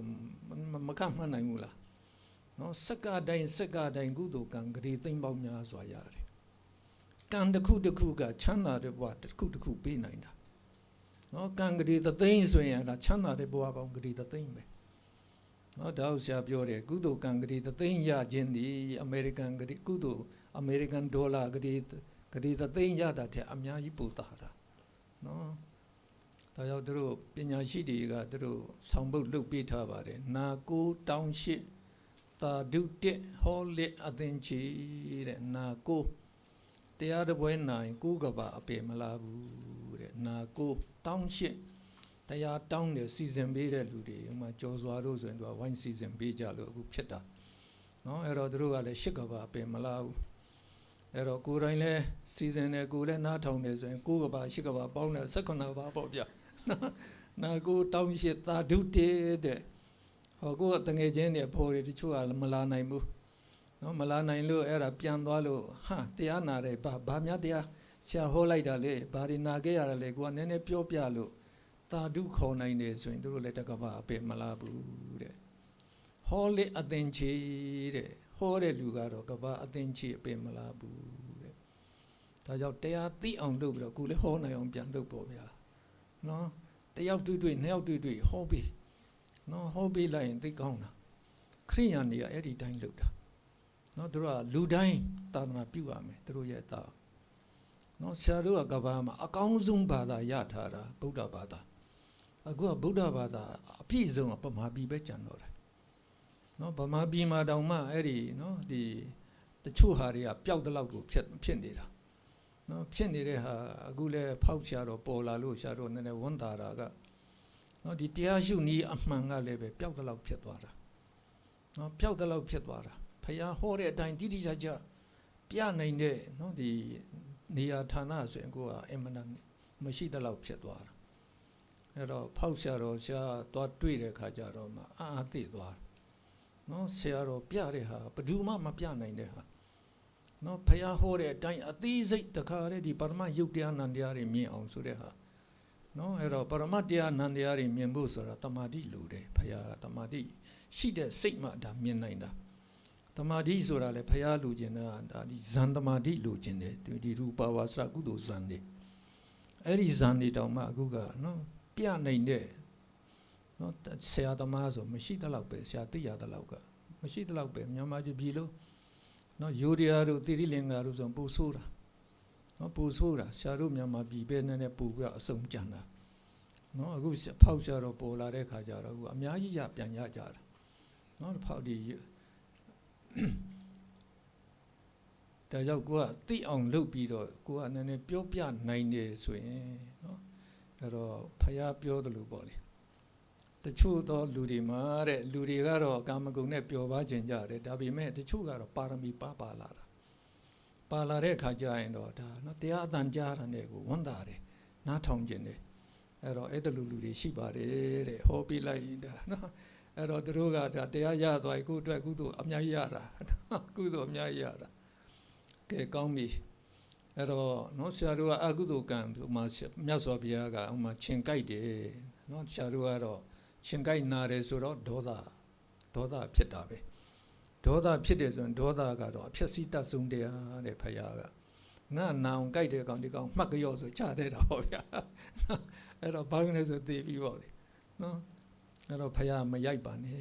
မတတ်ပါနဲ့တဲ့ဗျာနော်အဲ့တော့တချို့လူတွေကတော့ပြောတယ်ဘာဖြစ်လို့မတတ်ရမှာလဲတဲ့ကိုယ်နာအောင်လာကြိုက်နေတယ်ဆိုတော့ဟုတ်လားပြီးတဲ့အခါကျရင်သူကဒီယောဂလည်းသူကနော်ငှက်ဖျားယောဂတွေလည်းဒါဖြစ်စေနိုင်သေးတယ်ဒါသုတ်တင်ဖို့ကောင်းတာပေါ့ဆိုတဲ့ဟာအဲ့တော့သုတ်တင်တဲ့ဤရှိပါတယ်အခုစင်ကာပူကလုပ်တဲ့ဤမျိုးနော်ပတ်ဝန်းကျင်အားလုံးတာရှင်းအောင်နော်ရေတွေအမြဲစီးနေအောင်ရေတွေမရအောင်နော်ရေဝတ်တဲ့နေရာလေးမရှိအောင်စသည်ဖြစ်သူကလှုပ်လိုက်တော့ချင်းမရှိဘူးနော်အဲ့တော့ဒါမျိုးတွေကလှုပ်ရမယ်တော့ရိုက်တက်လို့တော့အခုရိုက်လေချင်းရိုက်လေချင်းကနော်ကိုကဒီမှာသွေးညင်နာတွေပေသွားတာကိုဗျသွေးညင်နာပေသွားရင်အဲ့ဒါအနာရတော့ချင်းနဲ့ပူကြိုက်လေပဲဒါကြောင့်ချင်းရိုက်လေချင်းပူကြိုက်လေပဲအဲ့ဒါနော်ကိုကချင်းမကြိုက်ချင်းမေတ္တာပို့နိုင်ရင်တော့မကြိုက်ဘူးဗျနော်တကယ်မေတ္တာပို့လာနိုင်တယ်ဆိုရင်မကြိုက်ဘူးတဲ့ဗျအဲ့ဒါနော်ဒါလည်းနည်းနည်းမှတ်သားစရာကောင်းပါတယ်နော်မှတ်သားစရာကောင်းပါတယ်အဲ့တော့ဖယားကအဲ့ဒါလိုချင်းသွားရိုက်လိုက်တဲ့အချိန်မှာနော်ဒေါသစိတ်ဂတိသိမ့်ချီဖြစ်သွားတာအဲ့တော့အကုသိုလ်ကံဂတိသိမ့်ချီအဲ့တော့အဲ့ဒီကံကလည်းအပေချနိုင်တဲ့တတ်တည်ရှိတယ်အပေပို့သွားနိုင်တာပဲနော်ဒါကြောင့်ကိုကနေပြီးတော့ဒီလိုအကုသိုလ်ကံတွေလှုပ်ထားတယ်ကုသိုလ်တွေမလှုပ်ထားဘူးဆိုရင်သိရင်အကုသိုလ်ကံအကျိုးပေးသွားမှာနော်ကိုကတရားနာထားတယ်တရားကသိအောင်ကလေ့လာထားတယ်ပြီးတော့ကိုယ်တိုင်လည်းကြည့်တယ်ဆိုရင်ကို့မှာကုသိုလ်ကံတွေကအများကြီးဖြစ်လာတဲ့အခါကျတော့ဒါအပင်မကြအောင်ဒါစိတ်ချရတာပေါ့ဗျာနော်အဲ့တော့ဒုမြတ်စွာဘုရားကံကံအကျိုးသိတဲ့တွေ့တဲ့ကုသိုလ်ဆိုတာဘယ်ဒုက္ခမှထိခိုက်နစ်နာမှုမရှိဘဲနဲ့အဲ့ဒါကိုအပြစ်ကင်းတယ်လို့ခေါ်တယ်နော်အပြစ်ကင်းပြီးတော့ကောင်းကျိုးပေးတဲ့တရားဒီကုသိုလ်နော်ကောင်းကျိုးပေးတယ်ဆိုတာကိုယ်ကိုယ်တာပေးတာမဟုတ်ဘူးအားလုံးကိုနော်ကောင်းကျိုးပေးတာအဲ့တော့အကုသိုလ်ကြတော့အပြစ်ရှိပြီးတော့မကောင်းကျိုးပေးတာအပြစ်ရှိတယ်ဆိုတော့ဗာလေတူထိခိုက်နစ်နာသွားတယ်ဆိုရင်အပြစ်ရှိတယ်နော်ကွာရိုက်တတ်တဲ့ပြစ်ဖြစ်အဲ့တော့ဆရာတို့ကနော်မှသူမခံခြင်းအောင်သူကခါတယ်နော်စိတ်မချမ်းသာအောင်ကွာသူ့ကြမ်းကြမ်းတမ်းတမ်းနဲ့ကွာပြောလိုက်တာမျိုးနာကျင်အောင်ပြောလိုက်တာမျိုးဒါလည်းအပြစ်ရှိတာပဲနော်အဲ့တော့အမှန်ကောင်းတယ်တို့မြတ်စွာဘုရားရဲ့တရားကနော်အဲ့တော့တရိစ္ဆာန်ကနေစကိုကဒါနော်ကိုကအလေးမြတ်ထားတဲ့သဘောမျိုးကိုချင်းစာတရားထားရမှာနော်အဲ့တော့ဖယားကဆရာတို့တန်တရားလေတာတိတဲ့အခါကျတော့ဆရာတို့ကိုယ်တိုင်ကလည်းတရိစ္ဆာန်တွေဖြစ်ခဲ့တဲ့ဘဝကမရေတွက်နိုင်အောင်ဖြစ်ခဲ့တာပဲနော်ကိုကတရိစ္ဆာန်ဖြစ်စဉ်တုန်းကသေရမှာမကြောက်ဘူးလားအားလုံးကြောက်တာပဲအခုတရိစ္ဆာန်တွေကြောက်တယ်လို့ပဲအခုကြောက်တယ်လို့ပဲနော်ဒါကကိုကနိုင်နေတဲ့အချိန်မှာသွားမရိုက်ပါနဲ့တဲ့ မေတ္တာထားပါဟောမရိုက်တဲ့အတွက်ရှောင်လိုက်တဲ့အတွက်ကအဲ့ဒါကုသိုလ်စိတ်ကအဲ့ဒါဖြစ်သွားတာနော်ကိုကတီးခံလိုက်နိုင်နေဆိုရင်ဒေါသစိတ်မဖြစ်တော့ဘူးမေတ္တာစိတ်ဖြစ်သွားတာမေတ္တာစိတ်ဖြစ်တာနဲ့ကုသိုလ်စိတ်ဖြစ်သွားတာပဲနော်ကိုကတီးခံတော့ခွင့်လွတ်လိုက်တယ်ဆိုတော့သူ့ကမတတ်ပဲနဲ့သွားခွေပေးလိုက်တော့သူ့ရဲ့အသက်ကိုကိုကတတ်နိုင်ရတာမတတ်ပဲနဲ့လွတ်လိုက်တာအဲ့ဒါဇီဝိတဒါနဖြစ်သွားတာနော်သူ့ရဲ့အသက်ကိုပေးလှူရရောက်သွားတယ်ဆိုတော့အဲ့ဒါကြောင့်ကိုကရှောင်ကျင်လိုက်ရင်ကုသိုလ်စိတ်ကလေးသိမ့်ချီဖြစ်တာကုသိုလ်ကံကလေးသိမ့်ချီရတယ်ဆိုတော့အဲ့တော့ဒုမြတ်စွာဘုရားအဲ့ဒီထိတတ်မှတ်တယ်နော်အဲ့လိုတတ်မှတ်တဲ့အတွက်ကြောင့်နော်ဆရာတို့ကမကောင်းမှုဆိုတာကဘာလဲလို့မေးမနဲ့ဖြစ်မယ်အခုပြောပြီးပြီအပြစ်ရှိပြီးတော့မကောင်းကျိုးပေးမဲ့တရားဒီဒါမကောင်းမှုအဲ့တော့အပြစ်ရှိတယ်ဆိုတာတက်ရှိတရဝတူကိုထိခိုက်နစ်နာအောင်ကွာနော်လှုပ်ရင်အပြစ်ရှိတယ်အဲ့မှာညှဉ်းပန်းနဲ့နှိပ်စက်တယ်ပါတယ်ဆိုရင်အပြစ်ရှိတာပဲပေါ့ဗျာနော်အဲ့တော့ဖယားက10မျိုးပေးတယ်အဲ့ဒါကိုနော်သူကအကုသလကမ္မပဋ္ဌ10ပါလို့ခေါ်တယ်ရှားတို့အဘိဓမ္မာမှာတော့ဒါတွေပါတယ်ဒါတွေထည့်ပေးထားပါတယ်နော်ဒါကြောင့်အဘိဓမ္မာမသိဘူးတွေဆိုရင်တော့လည်းနည်းနည်းဖတ်ကြည့်နိုင်တယ်ဖတ်ကြည့်ပါလို့နော်အဲ့တော့အကုသလကမ္မပဋ္ဌအကုသိုလ်ကံမြောက်ပြီးတော့အပေပို့နိုင်တဲ့မကောင်းကျိုး10မျိုးတဲ့အဲ့ဒါကာယဒုစရိုက်3ပါနော်အဲ့တော့ကိုယ်နဲ့ကျူးလွန်နိုင်တဲ့မကောင်းမှု3မျိုးအဲ့ဒါတော့သိကြပါတယ်ပါဏာတိပါဒဆိုတဲ့ဟာကနော်အသက်တခြင်းကိုရှောင်တာကိုပြောတာအဲ့တော့အသက်တခြင်းသူတစ်ပါးဥစ္စာခိုးယူခြင်းနော်ကာမဂုဏ်မှောက်မှန်ကြည်သုံးခြင်းဥမာမေထုံမိဝဲကြောင့်ဒီနော်ဒါဒီမှောက်မှားခြင်းပေါ့လေအဲ့တော့ဒါကကာယဒုစရိုက်3ပါနော်ဒါကတော့ရှားတို့5ပါးသီလမှာဓာတ်ရိုက်ပါတယ်ပြီးတော့ဝစီဒုစရိုက်4ပါးရှိတယ်နော်နှုတ်နဲ့ကျူးလွန်နိုင်တဲ့မကောင်းမှု4မျိုးရှိပါတယ်အဲ့တော့ဆရာတို့က5ပါးသီလစောင့်တည်တဲ့အခါမှာမုတာဝါဒနော်မမှန်တဲ့စကားကိုမပြောပါဘူးဆိုတာစောင့်တည်တယ်ဒါတခုအဲ့ဒီမမှန်တဲ့စကား4မျိုးရှိတာတဲ့နော်တစ်ကလိန်ညာပြီးတော့ပြောတာနော်ဒါအင်္ဂလိပ်လိုပြောတော့ lying ဒါ lie ဒါနော်လိန်ညာတယ်နောက်တစ်ခုကတော့ဂုံချောတယ်တဲ့ဂုံချောတယ် slender လို့ခေါ်တယ်အင်္ဂလိပ်လိုကျွန်တော်ခင်မင်နေတဲ့ချစ်ကြည်တဲ့လူ2ယောက်ကိုကမမှန်တဲ့စကားနဲ့ပြောတော့ခြေထိုးတယ်လို့လည်းခေါ်တော့ဗောလေဗျာနော်အဲ့တော့မမှန်တဲ့စကားပြောတော့စိတ်ဝန်းကွဲအောင်ကွာသွားလှုပ်တဲ့ဟာကြာအဲ့ဒါနော်ဒါဂုံချောတယ်လို့ခေါ်ပါတယ်နော်ပြီးတဲ့ကကြမ်းတမ်းတဲ့နော်တကွာကြမ်းတမ်းတဲ့စကားတွေဆဲရီတိုင်းထွားတဲ့စကားတွေဒါကနံပါတ်3ပဲဒါဖုဒ္ဒဝါစာလို့တော့ခေါ်တယ်နော်ပြီးတော့တန်ဖတ်ပလာပါတယ်ဗျာအဲ့ဒါနော်အဲ့တော့ပျော်ဖို့ပါဖို့ဆိုပြီးတော့အဲ့ဒါတောင်းနေတော့တွေ့ရင်အဲ့ဒါတခါတဲ့အန်လာပတန်လာပနော်အဲ့ဒါစကားစမြည်တွေပြောကြတာနော်အဲ့ဒီပြောတဲ့အထဲမှာလည်းပဲမမှန်တဲ့ဟာတွေလည်းပါသွားတာဟုတ်နော်သူများကိုကနည်းနည်းလေးဒါရိပြီးတော့ပြောလိုက်တယ်ဆိုရင်လည်းဒါလည်းအပြည့်ရှိသွားတာကိုဖခင်အဲ့ဒါလည်းပဲအပေကြနိုင်တယ်ဗျာနော်အဲ့ဒီအန်လာပတန်လာပအဲ့တော့တတိထားပေါ့အန်လာပတန်လာပရှားတို့မြန်မာတွေတိတ်အပြောများတာနော်အဲ့တော့တွေးကြပြီဆိုရင်ပြောလို့ကိုမဆုံးနိုင်တော့နော်အဲ့တော့ကိုကအဲ့ဒီအန်လာပတန်လာပပြောနေကုသိုလ်မိနေတာပဲအဲ့တော့ကို့အတွက်အမနာဖိုးတန်တဲ့အချိန်ကိုဒါနော်အလကားသုံးပြလိုက်တယ်လို့ပဲပြီးတော့မကောင်းတဲ့အကုသိုလ်ပါကွာရလာသေးတယ်ဆိုတော့နော်ဒါကိုသိတဲ့အခါကျတော့အဲ့တော့ဒီအန်လာပတန်လာပနဲ့ပျော်ဖို့စိတ်ထားကိုတော့တိတ်မထားနဲ့ပေါ့လေဗျာနော်အဲ့တော့တွေ့ကြရင်တော့ဒါကုန်းကလို့ပေါ့အကျိုးရှိမဲ့စကားတွေပြောကြပေါ့နော်အကောင်းဆုံးကတော့ဒီတရားစကားတွေဆွေးနွေးနိုင်ရင်တော့သိကောင်းတာပေါ့လေနော်ဒါဆိုရင်တော့အကျိုးရှိတဲ့စကားပေါ့လေကဲအဲ့တော့ဝစီဒုစရိုက်4ပါးရှိပါတယ်ပြီးတော့မနောဒုစရိုက်3ပါးရှိသေးတယ်အဲ့ဒါလေးနော်အဘိဇ္ဇာသူများပစ္စည်းကိုမတရားရယူဖို့ကြံစည်တယ်တဲ့နော်ဘယ်လိုခိုးရမလဲဘယ်လိုလိမ်ရမလဲကြံစည်တယ်နော်မဈေးအောင်ရင်လည်းပဲအဲ့တော့အများရအောင်အလေးဘယ်လိုခိုးမလဲဟောလေတိုင်းတမ်းဘယ်လိုခိုးမလဲဆိုရင်အဲ့တော့ဒါကြံစည်တယ်ဆိုရင်လည်းပဲဒါအပြစ်ကကြီးတာပဲနောက်တစ်ခုကဗျာပါဒဆိုတဲ့ဟာကတော့သူကတတဝါဒီကိုအဲ့ဒါနော်တပ်ဖြတ်ဖို့နော်သူ့ရဲ့အသက်စည်းစိမ်ကိုဖျက်ဆီးဖို့ကြံစည်တယ်တဲ့တဘောကအိမ်မှာချင်းတွေသိမ့်များတယ်နော်ပြောစိတ်တွေသိမ့်များတယ်အဲ့တော့ဒါတွေဘယ်လိုလုပ်ရှင်းရမလဲပေါ့လေအဲ့တော့အဲ့လိုရှင်းရတဲ့နေရာမှာကိုကတပ်ဖို့သွားပြီးတော့ကြံစည်တယ်ဆိုရင်တော့ဒါကိုမှပြစ်ရှိတယ် နော်အဆိုးဆုံးကတော့မိစ္ဆာဒိဋ္ဌိပဲတဲ့ဗျမိစ္ဆာဒိဋ္ဌိကကံကံရဲ့အကျိုးမရှိဘူးလို့အဲ့ဒါမှတ်ယူတဲ့ဟာအဲ့ဒါအပြစ်ကြီးဆုံးပဲတဲ့အဲ့တော့ဒီလိုမှတ်ယူတဲ့လူကမကောင်းမှုအလုံးကိုလုပ်တော့တာပဲတဲ့ဘုရားနော်ဒါကြောင့်မကောင်းမှုရှောင်ဒီမကောင်းမှုကိုရှောင်လိုက်တာနဲ့ကောင်းမှုဆောင်ဖြစ်သွားတာကောင်းမှုတစ်ခါတည်းရသွားတာဒါကြောင့်၅ပါးသီလစောင့်တည်လိုက်ရင်ပဲဒီမကောင်းမှုရှောင်ကောင်းမှုဆောင်ဖြူအောင်စိတ်ကိုထားရလဲရောက်သွားတယ်နော်ကွာမတတ်ဘူးမခိုးဘူးဆိုရင်အဲ့ဒါလောဘဒေါသအာကြီးတဲ့လောဘဒေါသမဖြစ်အောင်ကရှောင်ကျင်လိုက်တယ်နော်ဒါကြောင့်အဲ့ဒီသီလစောင့်ထိန်ခြင်းဟာတဲ့ကိလေသာအကျဉ်းစားတွေမဖြစ်အောင်ကွာဒါကွာ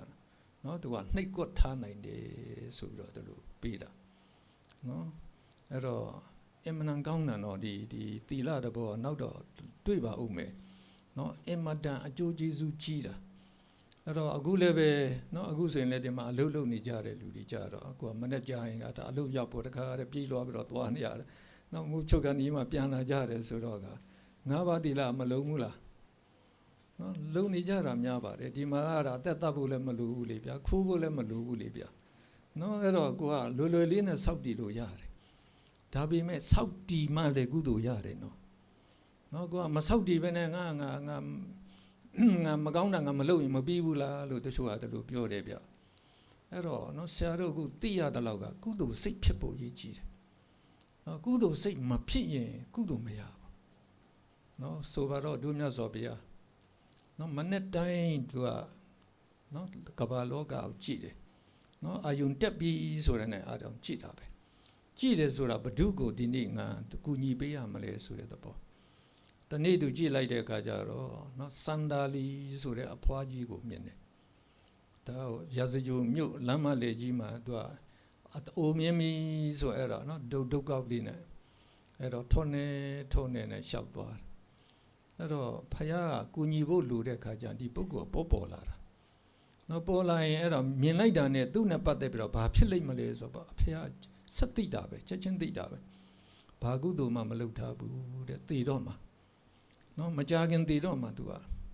အဲ့တော့ကုသိုလ်မလုပ်တော့ပေနော်မသိရင်ဘာဖြစ်မလားပေကြမှာပဲ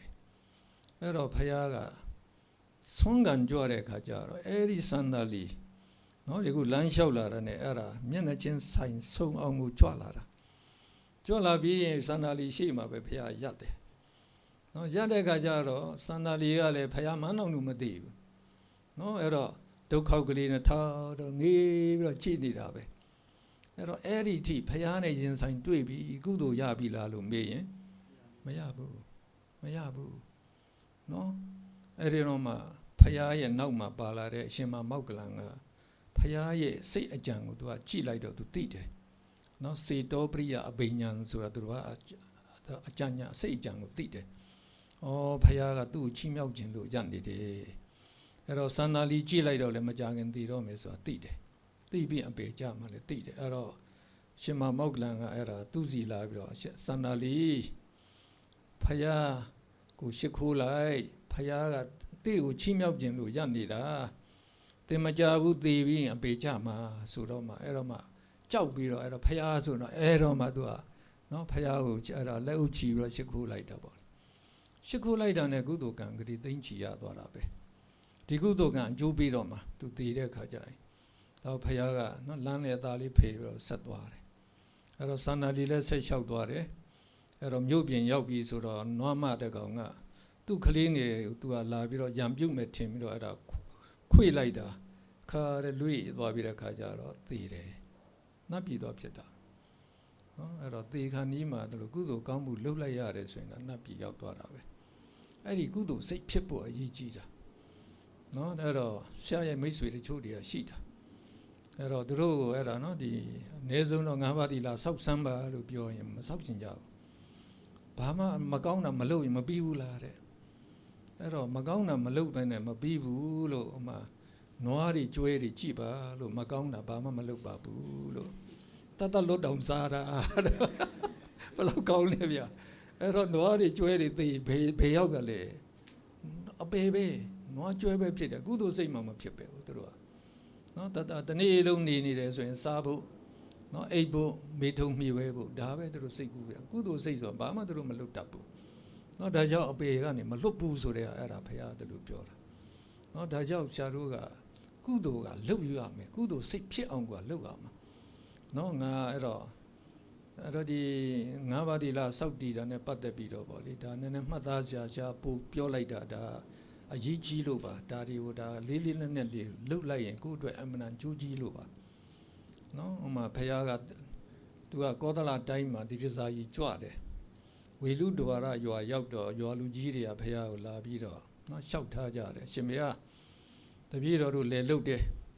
နော်ဒီတိရစ္ဆာန်တွေလည်းမွေးမြူတဲ့နွားနို့တွေပါတယ်လေဒါနော်ဒီကိုကဖြတ်ချီပြီးတော့ငွေစုဆောင်းတာတိတိရှိပါတယ်တဲ့ဒါကိုမိသားစုနဲ့ပျော်ပျော်နေပြီးတော့စားတော့ပျော်နေပြီးတော့တည်တဲ့အခါလဲကောင်းရာဒုက္ခရောက်ချင်ပါတယ်ဘယ်လိုနေရမှာလဲတဲ့အဲ့တော့ဖယားပေးလိုက်တဲ့နေရာသိကောင်းပါတယ်နော်တင်းတို့နှစ်ခုပဲလုပ်ပါတဲ့ပျော်ပျော်နေပါတဲ့တည်ရင်လဲကောင်းရာဒုက္ခရောက်ပါမယ်တဲ့အဲ့ဒီနှစ်ခုပါလေတာရဏဂုံစောက်တည်ပါတဲ့ဖယားတရားတန်ခါစိကကိုးကွယ်ပါနော်ဒါနံပါတ်1နံပါတ်2ကတော့အဲ့ဒီ၅ပါးသီလစောက်ထိန်မှာဒါပဲနော်ဒါဆိုရင်တော့ပျော်ပျော်နေရတယ်နော်ကိုငါလို့ကိုရီယန်ဇက်ကားတွေတရုတ်ဇက်ကားတွေတိတ်ကောင်းနေတာအကြာကြီးကြည့်ချင်တယ်ကြည့်ပါရပါတယ်နော်သိရပဲမကြဘူးကောင်းတာသူရောက်ပါတယ်ဗျနော်အဲ့တော့ဒုစီမာကဖယားတရားတန်ကအမြတ်ဆုံးအမတန်မြင့်မြတ်တာဗျတကယ်ကိုအမြတ်ဆုံးနော်ဒီဖယားတို့ကအဲ့တော့မြင့်မြတ်တယ်နော်ယုံညရတယ်ဆိုရင်ဘာနဲ့တိုင်းတယ်လဲဆိုအဲ့ဒီကိလေသာနဲ့တိုင်းတာပဲကိလေသာဆိုတာဒီလောဘဒေါသမောဟကဒါကိလေသာသူကခေါင်းဆောင်ပဲဒီ၃ကောင်ကလောဘရဲ့ဒေါသရဲ့မောဟရဲ့နော်အဲ့ဒါဒီတာရိတာဒုက္ခရဲ့ဘဝတန်တရားအောက်ထဲမှာလဲတစ်ချင်းမှလည်းပါတယ်လေဗျာလောဘရဲ့ဒေါသရဲ့မောဟရဲ့ကြောင့်နော်တန်တရားလေရတယ်ဆိုတဲ့ဟာလေးဟာနော်အဲ့တော့သူတို့ကစိတ်ကိုနော်သူတို့ကအမြဲနော်ညှဉ်းနွမ်းအောင်လုပ်တယ်ညှဉ်းနွမ်းအောင်လုပ်တဲ့အတွက်ကိလေသာလို့ခေါ်တာပြီးတော့ယုံညံ့အောင်လုပ်တယ်ပူလောင်ဆင်းရဲအောင်လုပ်တယ်ဒါကြောင့်အပူလောင်ဆုံးမီးလို့ဖခင်တလို့သတ်မှတ်ပါတယ်ဒီ၃ခုအပူလောင်ဆုံးမီးတယ်ဗျာအဲ့တော့ဆရာတို့ကနော်ဒီကိုကတိတ်ပူတဲ့လောဘမီးတို့နဲ့ကိုကမဆုံသေးတော့ကိုကမယုံမှုပေါ့လေနော်မဆရာကြားရတယ်ဒီစင်ကာပူမှာပညာလာတင်တဲ့သူမြန်မာပြည်ကအမျိုးသမီးအကြောင်းသူ2ယောက်နော်အဲ့တော့ဟိုးတိုက်မြစ်ကြီးကနေခုန်ဆင်းပြီးတော့တတ်တည်သွားတာ2ယောက်ရှိတယ်ဆရာကြားလိုက်ရပါတယ်မေးလိုက်တယ်ဘာဖြစ်လို့ဒီလောက်များနော်ခုန်ဆင်းရတာလဲဟို9ထပ်တိုက်ပေါ်ကခုန်ဆင်းတယ်လို့ပြောတယ်ရီးစားပြက်လို့တယ်ဗျာနော်အဲ့ဒါရီးစားပြက်ရနဲ့ကိုယ့်အသက်ကိုတတ်တည်လိုက်ရတယ်ဆိုတော့ဒါနော်အမှန်တမိုက်မေးတာပဲဒီဘဝကအင်မတန်ဖို့တန်တဲ့ဘဝရှာလို့ရထားတဲ့ဘဝနော်ဒါဒီရီးစားကလေးပြတ်သွားယုံတဲ့ဒီဘဝကိုကဒါတကားကတတ်တည်လိုက်တယ်ဆိုတော့ကိုယ့်အတွက်အင်မတန်ဆုံးရှုံးတာနော်ဒီလိုကိုယ်နဲ့ချစ်ခဲ့တယ်သူကနေပြီးတော့လမ်းခွဲတယ်နောက်တစ်ယောက်ကလိုက်သွားတယ်ဆိုရင်ဝန်တာရတာပေါ့ဗျာဘာဖြစ်လို့ဝန်တာဒီလိုသစ္စာမရှိတဲ့လူကအခုစောစီးစီးလာလမ်းခွဲလိုက်မကောင်းဘူးလားဗျာနော်အဲ့တော့အများကြီးရှိပါတယ်ဗျာဒီတယောက်ကဒီကိုယ်နဲ့နော်သူကထိုက်တန်လို့ကိုယ်နဲ့ဒါသဘောချင်းမကိုက်လို့သူကခွဲသွားတယ်ခွဲပါစေပေါ့ဗျာနော်အဲ့တော့ဒါကိုကနောက်ထပ်သူ့ထက်သားတဲ့လူကြီးကရနိုင်ပါတယ်တဘောကနော်အဲ့တော့ဘာမဟုတ်တာလေးနဲ့အဲ့ဒါပဲနော်အချစ်ကြီးရင်အမျက်ကြီးတယ်လို့ရှားတို့မြန်မာစကားအဲ့ဒါပဲကိုကတိတ်ချစ်တဲ့လူကအဲ့ဒါခွဲတဲ့ခါကျရင်အဲ့ဒီတိတ်ချင်တိတ်ဆွဲရင်အဲ့ဒါပို့ပြီးတော့ကိုကခံစားရတာနော်အဲ့ဒါတိတ်ခံစားရတယ်အဲ့ဒါတိတ်ပူလောင်တဲ့ခါမှာနေနိုင်တဲ့ခါကျအဲ့ဒါကိုယ်တတ်တည်တဲ့အထိလောက်ကြတာနော်အဲ့ဒါကြောင့်ဒါဒီလောဘမီဒေါသမီတွေအပူလောင်ဆုံးမီလို့ဘုရားပြောတာအမှန်မှန်ပါတယ်နော်အဲ့တော့တို့မြတ်စွာဘုရားတို့ကြတော့ဒီလောဘဒေါသမောဟလုံးဝကင်းစင်တာနော်ဖာဒီယဟန္တာအားလုံးမှာလေလောဘဒေါသမောဟကင်းစင်တယ်ဒါယဟန်တွေကအမြတ်ဆုံးပုဂ္ဂိုလ်တွေအစင်းထဲမှာပါတယ်ဖယားကသူတို့ထပ်ပို့ပြီးတော့နော်ကင်းစင်တာ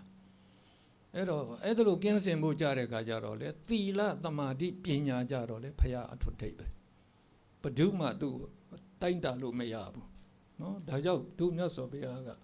အမြတ်ဆုံးဉာဏ်ပညာအကြီးဆုံးဖုံးတကိုအကြီးဆုံး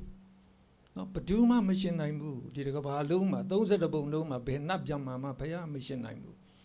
နော်အဲ့တော့ဖုံးတကိုဆိုတာလေစိတ်ရတကိုပဲနော်အဲ့တော့ဘုရားရဲ့စိတ်တကိုဘယ်သူမှလိုက်မမီဘူးဒါဒီနော်အဲ့တော့တရားမင်းဘဂပြမှာဆိုဘုရားနဲ့ရှင်းတယ်လေဗျာအဲ့တော့သူတို့ပုံနာကစားတယ်နော်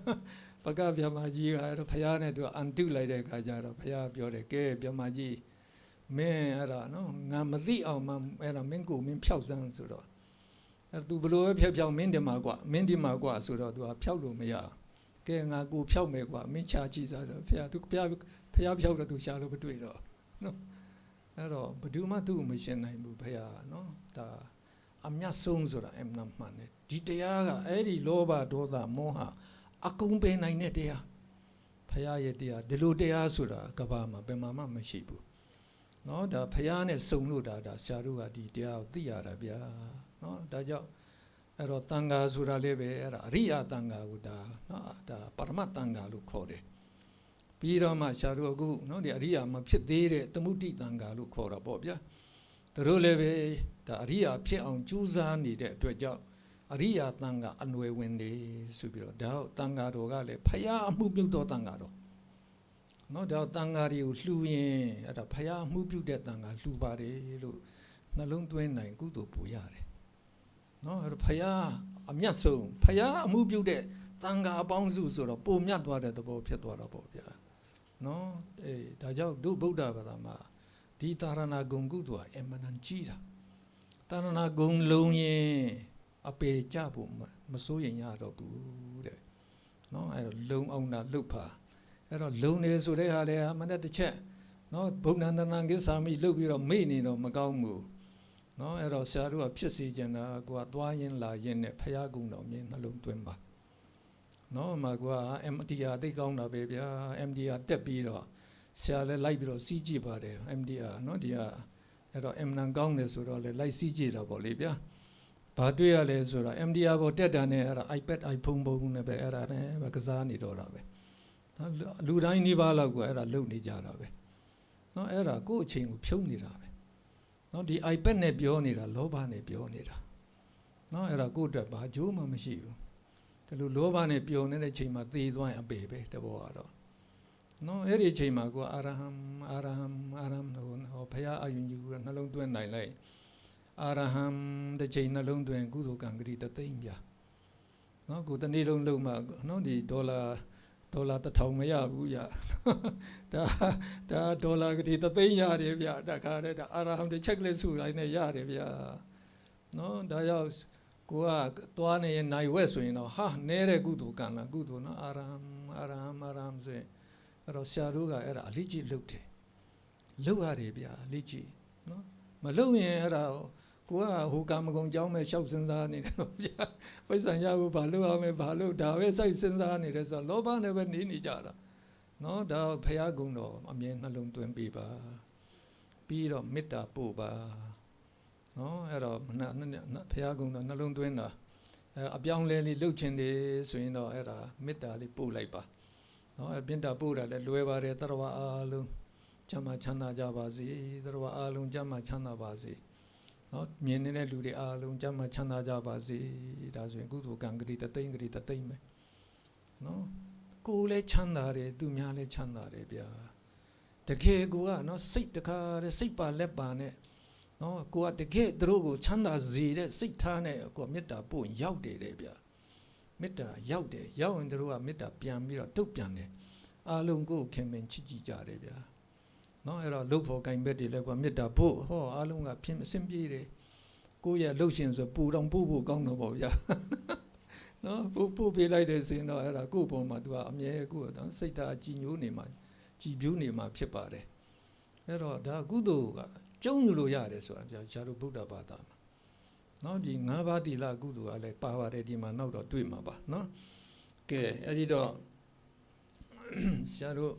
စာမျက်နှာ2စာမျက်နှာ4ပေါ့လေနော်စာမျက်နှာ3မှာကွန်းက၅ပါးသီလစောက်တည်ရင်နော်ကွန်းကရှာတို့မကောင်းမှုတွေအားလုံးရှောင်နိုင်တယ် ကောင်းမှုတွေလည်းနော်ဖြစ်ပွားလာပါတယ်သူစရိုက်10ပါးလို့ခေါ်ပါတယ်ဒုစရိုက်ကမကောင်းတဲ့အမှုကြီးလို့ခေါ်ပါတယ်သူစရိုက်ကြတော့ကောင်းတဲ့အမှုကြီးလို့ခေါ်တယ်လေးမှာကြတော့ဆရာတို့က10ပါး9ပါး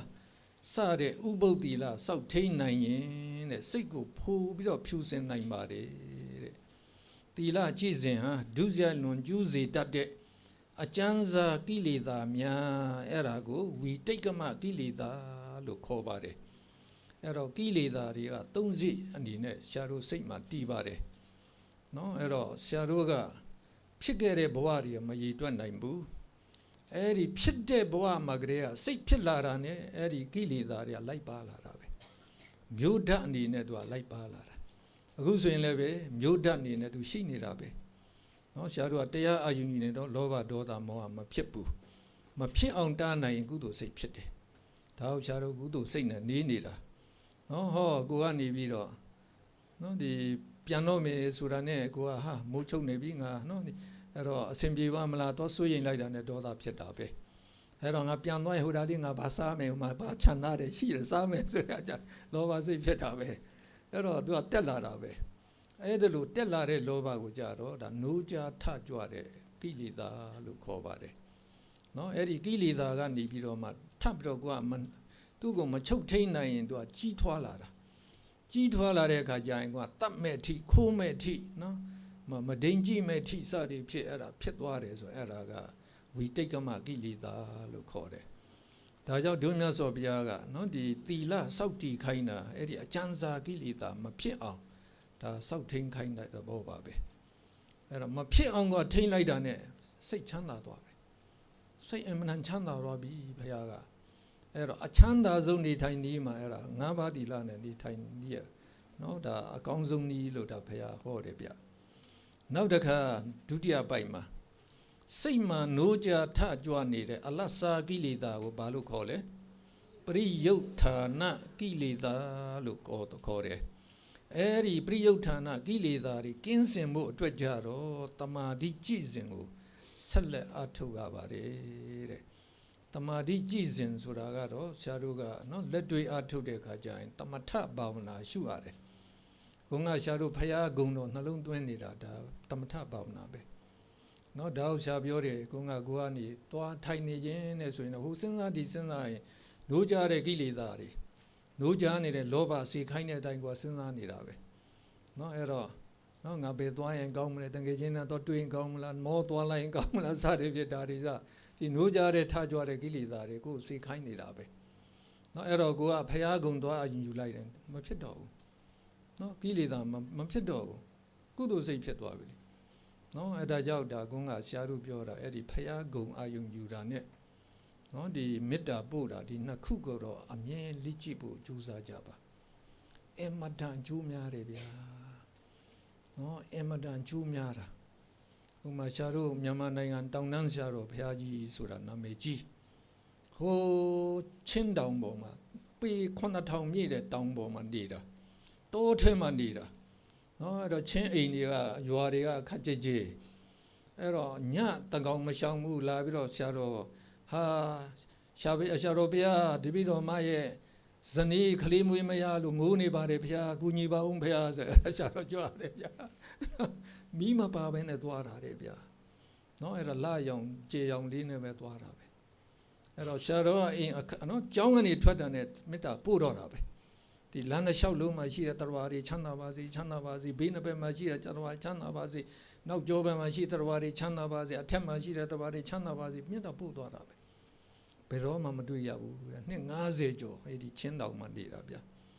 နော်ကြားတို့ဒီနော်ချင်းသေးတို့ဘာလို့ဆိုအများကြီးရှိတာပဲတခါမှမတွေ့ဘူးတဲ့မွေတွေကင်းတယ်တခါမှမတွေ့ဘူးတဲ့နော်အဲ့တော့တခါတည်းအန္တရာယ်ကင်းတယ်ရောက်လေနေရာမှာအားလုံးကိုယ်ကူညီတဲ့လူတွေပေါ်တယ်တဲ့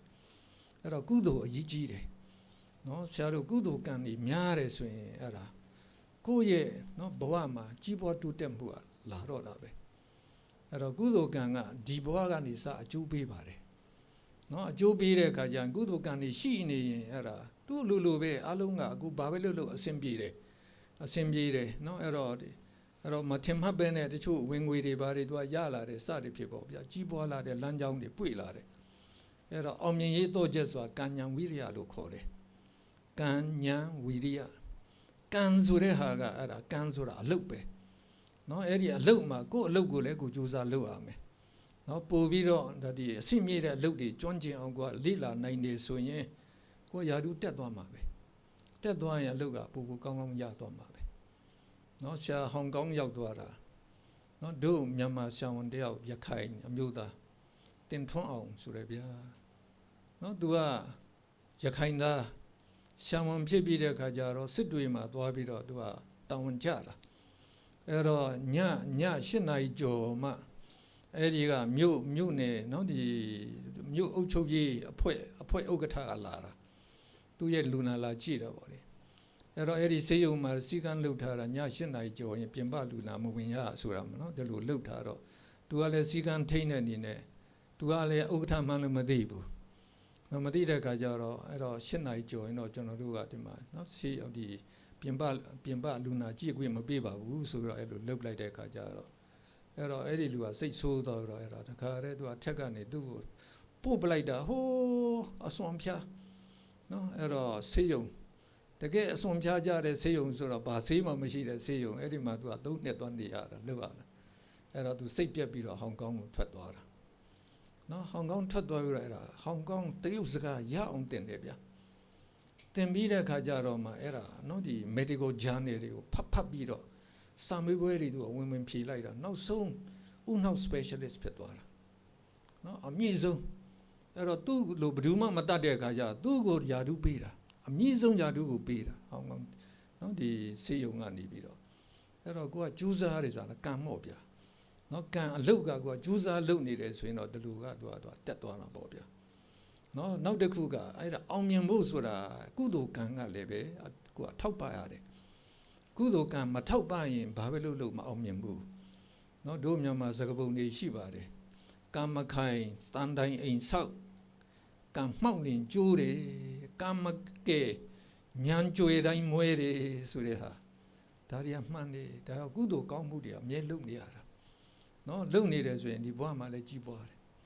နောက်ဘဝလည်းကြီးပွားမယ်ဗျာဘယ်လောက်ကောင်းလဲဗျာเนาะဒါကြောင့်လုပ်ကြပါဟုတ်လားအဲ့တော့အာရဟံဆိုတာဘာလဲဂုဏ်တော်က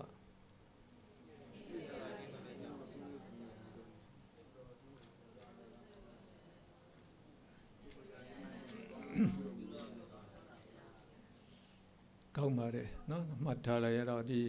ကိလေသာကင်းစင်တဲ့အတွက်ဒုမြတ်စွာဘုရားအမြတ်ဆုံးဖြစ်ပါတယ်အမြတ်ဆုံးဖြစ်တဲ့အတွက်လူနာပြန်မာတွေပူဇော်ထုခံထိုက်တယ်ဒါလူချင်းပဲ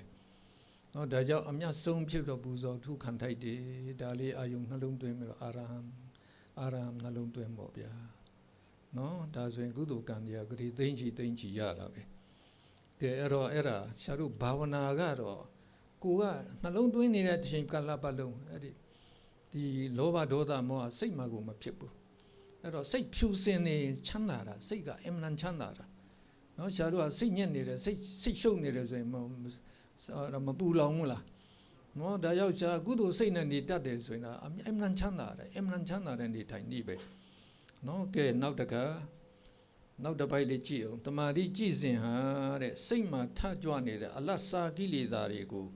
ဖယ်ရှားပြီးတော့စိတ်ကိုအတော်အသည့်ကြာမြင့်စွာဖြူစင်အောင်ထိန်းထားပေးနိုင်ပါတယ်ဒါပေမဲ့တဲ့အနုတယကိလေသာခေါ်တဲ့ကိလေသာအရင်မြတ်တွေကြံနေတဲ့အတွက်ကာမဂုဏ်အာယုန်နဲ့ဆုံတွေ့တဲ့အခါမှာ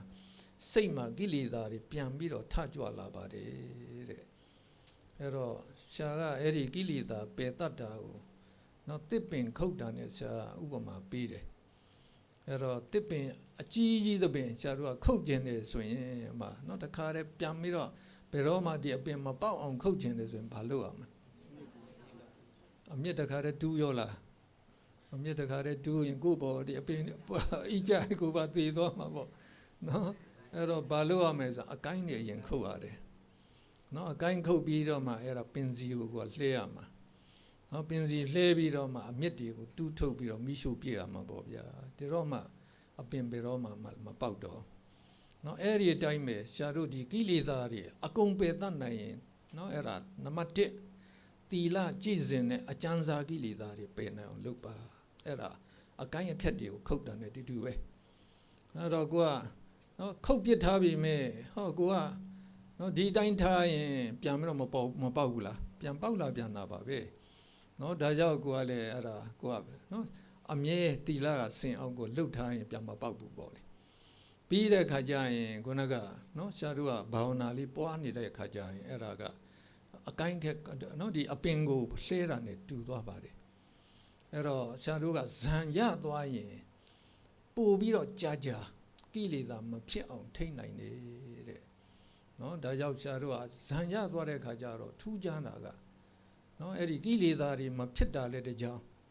နော်ပြီးတော့ဇံအင်္ဂါဆိုတဲ့နော်ဇံအင်္ဂါ၅ပါးဆိုတာဒီမှာပါတယ်ဒီမှာပေးထားတာဝိတက်ဝိစာရပီတိဒုက္ခဧကဂရအဲ့ဒီပီတိကနှစ်သက်ဝမ်းမြောက်တဲ့သဘောဒုက္ခကချမ်းသာတဲ့ခံစားခြင်းသဘောနော်ဆရာတို့ကအဲ့ဒီကာမဂုဏ်ခံစားရတာချမ်းသာတယ်ဆိုအဲ့ဒီဒုက္ခချမ်းသာနေဆရာတို့ချမ်းသာနေတာပဲအဲ့တော့ဇံရတဲ့အခါအဲ့ဒီဒုက္ခကရှားတို့ကရုပ်ရှင်ကြည့်တဲ့ဒုက္ခတွေအများကြီးပုံပြသွားတာနော်ဒါကြောင့်ရှားတို့ကအဲ့တော့ဇံရအောင်အထုတ်ကြပါအဲ့ဒါနော်ရုပ်ရှင်ကြည့်တာတဲ့အဲ့ဒါဟိုတယ်မှာစားတာတဲ့အများကြီးသာတဲ့အဲ့ဒါချမ်းသာခံစားရမှာဖြစ်ပါတယ်လို့ဒါပြောတာပါနော်အမတန်ချမ်းသာတယ်ဗျာဒါဒီဇံချမ်းသာရသွားရင်အမှန်ဝန်တာဆရာကောင်းပါတယ်စိတ်ရဲ့စွမ်းရည်အမတန်မြင့်တက်တာအောစရာ